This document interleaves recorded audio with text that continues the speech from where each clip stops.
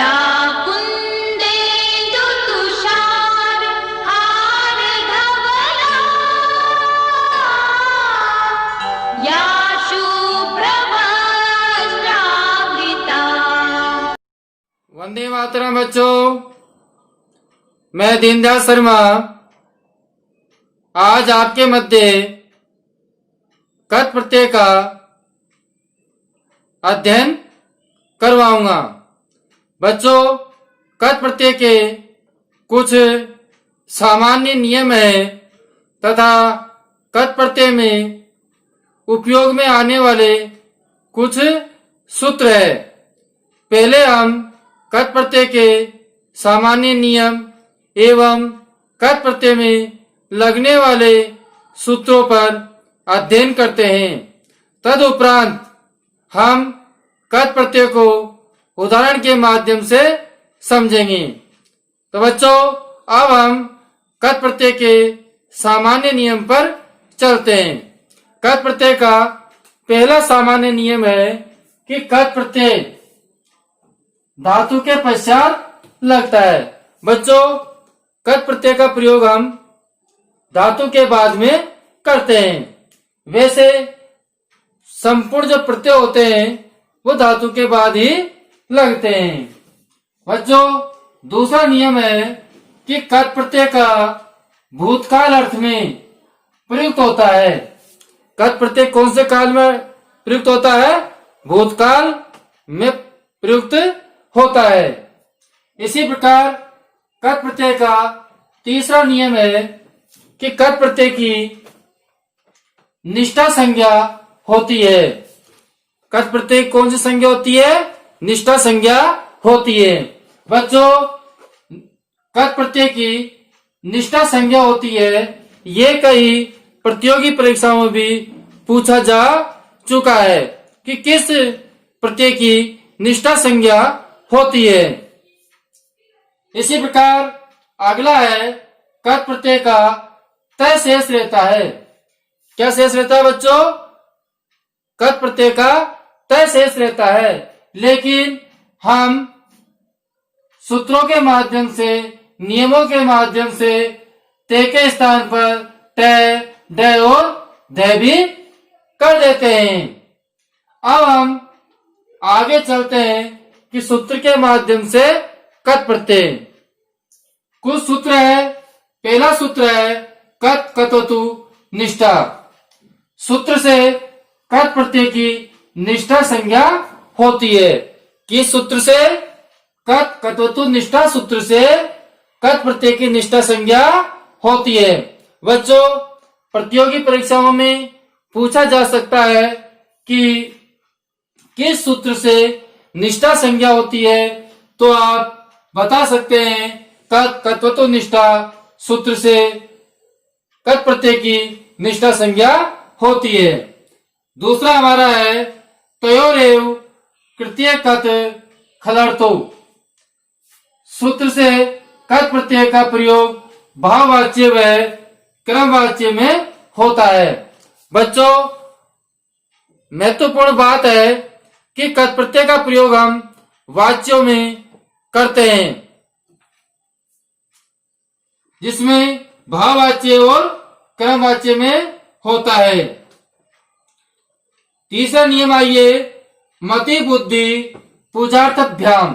इस सूत्र से मन, बुद्ध, पूज एवं इन अर्थों वाली धातुओं के साथ कत प्रत्यय का प्रयोग, जो आपके धातु है, मन धातु है, बुद्ध धातु है, पुज धातु है, इन तीनों धातुओं के अर्थों वाली जो धातु है उनके साथ कत प्रत्यय का प्रयोग भूतकाल में न होकर के, बच्चों ध्यान देना, इन धातुओं के साथ प्रयोग भूतकाल में न होकर के वर्तमान काल में होता है। किन धातुओं के साथ में? मन, बुद्ध और पुज, ये धातुओं के साथ में भूतकाल में न होकर के वर्तमान काल में इस प्रत्यय का प्रयोग होता है। चौथा नियम है नपुंसकलिंग भाव कतय। सूत्र से नपुंसकलिंग भाववाचक में प्रयुक्त होता है। बच्चों, नपुंसकलिंग भाव कतः सूत्र से नपुंसकलिंग भाववाचक में कत प्रत्यय प्रयुक्त होता है। हमारा 5वां नियम है अनिदताम हले। तो इस सूत्र से उपधा के जो न है, उपधा का जो न है उस न का क्या हो जाता है, लोप हो जाता है। किसका? उपधा के न का लोप हो जाता है। कब? यदि धातु को ई नहीं होगा, और धातु को ई नहीं होगा तो न का लोप नहीं होगा। अगर धातु को ई नहीं होता है तो न का लोप नहीं होगा। जैसे कि बंद प्लस कत। तो बच्चों, यहां पर जो न है इस न का क्या हो गया, लोप हो गया, और आपके शब्द बन गया बंद है। तो इस प्रकार जो धातु के बीच में न होता है उनका इस सूत्र के माध्यम से लोप होता है। अब बच्चों ध्यान दे, कत प्रत्यय के जो रूप चलते हैं, कत प्रत्यय के रूप तीनों लिंगों में चलते हैं, पुल्लिंग में, स्त्रीलिंग में और नपुंसकलिंग में। लेकिन कत प्रत्यय शब्द पुल्लिंग में राम के समान, स्त्रीलिंग में रमा और नपुंसकलिंग में ग्रह के समान इसके रूप चलते हैं। तो बच्चों, ये तो हमारे कत प्रत्यय के सामान्य नियम की बात हुई। बच्चों, पहले आप जो साम पट पर लिखा हुआ है उस संपूर्ण सामान्य नियम का स्क्रीनशॉट लेकर के अपनी पुस्तक में उतार सकते हैं और उसको अच्छी तरह समझने का प्रयास करें। जब तक मैं सामान्य नियमों पर चर्चा करता हूं। सामान्य नियम पहला था कि यह कत प्रत्यय धातुओं के पश्चात लगता है। दूसरा था कि भूतकाल अर्थ में इस प्रयुक्त होता है। तीसरा नियम था कत प्रत्यय की निष्ठा संज्ञा होती है। बच्चों, चौथा नियम था कत प्रत्यय का त शेष रहता है, लेकिन सूत्र व नियमों के माध्यम से त के स्थान पर ट, ड और ध भी रह जाता है। और सूत्रों के माध्यम से कत प्रत्यय के कुछ सामान्य नियम थे। कत्वतु निष्ठा से निष्ठा संज्ञा होती है। तयोरेव कृत्य कत खलोड़ते सूत्र से भाववाच्य और कर्मवाच्य में होता है। मति, बुद्ध और पूज ये धातुएं होती है तो कत प्रत्यय भूतकाल में न होकर के वर्तमान में होता है। नपुंसकलिंग भाव कत सूत्र से नपुंसकलिंग भाव में प्रयुक्त होता है। इसी प्रकार पांचवा बताया था अनिदिताम हले। इस सूत्र से जो उपधा के जो न है उसका लोप हो जाता है यदि धातु को ई नहीं होगा तो न का लोप नहीं होगा। जैसे बंद प्लस कत, तो हमारा शब्द बन गया बंद है। इसी प्रकार लास्ट नियम था कत प्रत्यय के शब्द रूप पुल्लिंग में राम, स्त्रीलिंग में रमा और नपुंसकलिंग में ग्रह के समान चलते हैं। अब बच्चों हम उदाहरण के माध्यम से कत प्रत्यय को समझते हैं। हमारा पहला उदाहरण है गम प्लस कत। पुल्लिंग में हमारा शब्द बन जाएगा गत है, क्योंकि पुल्लिंग में त शेष रहता है। किसका? कत प्रत्यय का। स्त्रीलिंग में हमारा शब्द बन जाएगा गता, क्योंकि स्त्रीलिंग में ता शेष रहता है। क्या शेष रहता है बच्चों? ता शेष रहता है। नपुंसकलिंग में हमारा शब्द बन जाएगा गतम। क्या शेष रहता है? तम शेष रहता है, क्योंकि पुल्लिंग में राम के समान रूप चलते हैं, स्त्रीलिंग में रमा के समान और नपुंसकलिंग में ग्रहण के समान इसके रूप चलते हैं। अब बच्चों अगला हमारा उदाहरण है नम प्लस कत। तो हमारा शब्द बन जाएगा नतः और स्त्रीलिंग में नता और नपुंसकलिंग में नतम। इसी प्रकार अगला उदाहरण है स्था प्लस कत। तो हमारा पुल्लिंग में शब्द बन गया स्थित, स्त्रीलिंग में बन गया स्थिता और नपुंसकलिंग में हमारा शब्द बनेगा स्थितम। ऐसे ही आप प्लस कत। तो पुल्लिंग में हमारा शब्द बन गया आपतः और स्त्रीलिंग में आपता और नपुंसकलिंग में आपतम। इसी प्रकार अब हम कुछ उदाहरण ऐसे ले रहे हैं जिनको आपको ध्यान से देखने हैं। जैसे कि यज प्लस कत। तो बच्चों ये का क्या हो जाता है?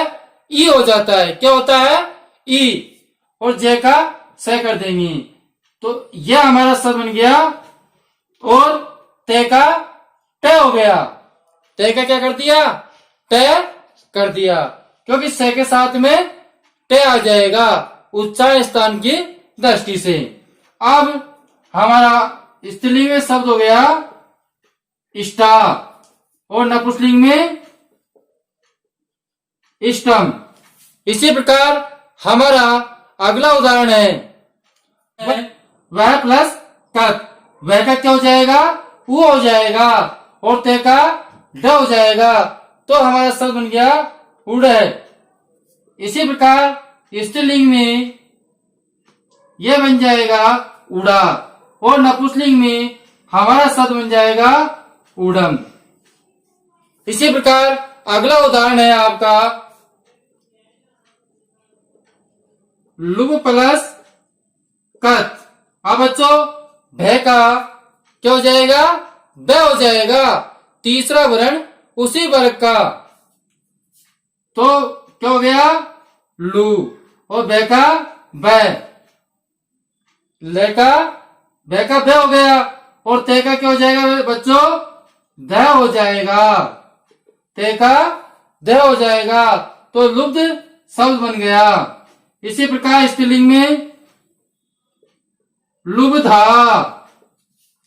इसी प्रकार नपुंसकलिंग में लुब्धम। बच्चों एक उदाहरण देखिए जैसे कि लब प्लस कत। तो ले का ल लिखा। अब ब का क्या हो जाएगा? उसी वर्ग का तीसरा वर्ण ब और यहां पर ते के स्थान पर क्या हो जाएगा? ध हो जाएगा। तो हमारा शब्द बन गया लब्ध। क्या बन गया बच्चों?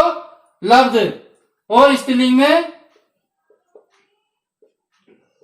लब्धा और नपुंसकलिंग में लब्धम। क्या बन गया? लब्धम। इसी प्रकार भिद प्लस कत। तो हमारा शब्द बन गया भिन्न। क्या बन गया बच्चों? भिन्न और स्त्रीलिंग में भिन्ना और नपुंसकलिंग में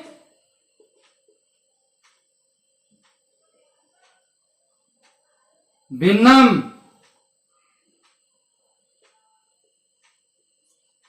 नपुंसकलिंग में भिन्नम शब्द बन जाएगा। तो बच्चों आप पहले शाम पट पर जो उदाहरण लिखे हुए हैं उनका आप स्क्रीनशॉट लेकर के अपनी उत्तर पुस्तिका में उतार सकते हैं। बच्चों आपको हमारे द्वारा बनाए हुए वीडियो पसंद आए होंगे, मैं ऐसी आशा करता हूं।